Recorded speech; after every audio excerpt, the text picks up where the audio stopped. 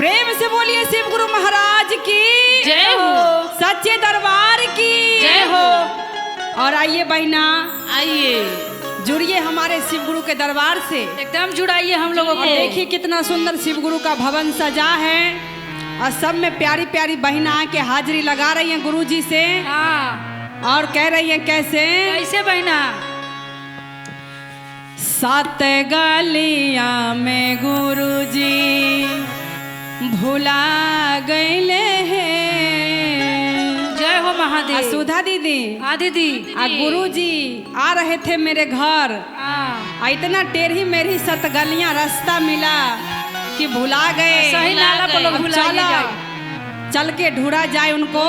और कैसे आप सात गलिया में गुरु जी भुला गईले हैं। सात गलिया में गुरु जी भूला गईले हैं। सात गलिया में गुरु जी भूला गईले हैं। भूला गईले हैं, भूला गईले हैं, भूला गईले हैं। भूला गईले हैं। सात गलिया में गुरु जी भुला गईले हैं। सात गलिया में गुरु जी भूला गईले हैं। सात गलिया में गुरु जी जाहो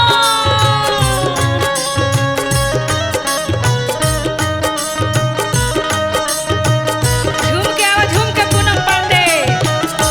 सात गलिया में गुरु जी भूला गईले हैं। सात गलिया में गुरु जी ओही रे गलिया में मलिया के डेरा बाहो। मलिया के डेरा बाहो। मलिया के डेरा बाहो। ओही रे गलिया में मलिया के डेरा बाहो। मलिया के डेरा बाहो। मलिया के डेरा बाहो।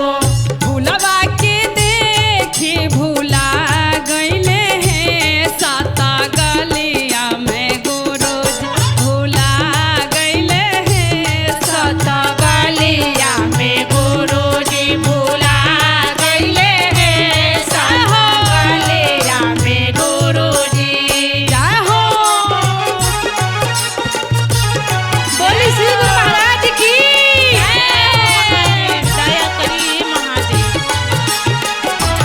सात गलिया में गुरु जी भूला गईले हैं। सात गलिया में गुरु जी देखा मुन्नी दीदी, हाँ, आ ओही गलिया में हाँ, बजजबा के दुकान रहे।